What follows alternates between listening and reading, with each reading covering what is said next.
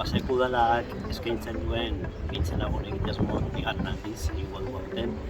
Pasen urtean oso ondo ateratzen, uste genuen arrakasta gehiago lortu zuen, 73 pertsona aritu zen 15 taldeetan eta gainera aspaldiko partez 4 barrutietan batera.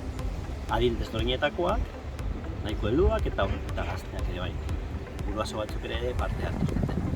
Aurten gure erronka da gehiago zabaltzea.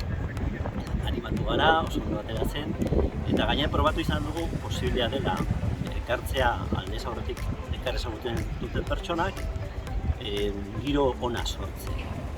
Eta hor baita ere probatu dugu posiblea dela hitz egitea euskaldun oso batek, hau da, euskaraz ondo aritzen den pertsona batek, euskara hobetu nahi duen pertsona batekin. Profil hori oso zabala da Pasaian, eta hori garatuz gero lortuko genuke gure xede nagusia, hemengo erabilera tasa aurkitzea.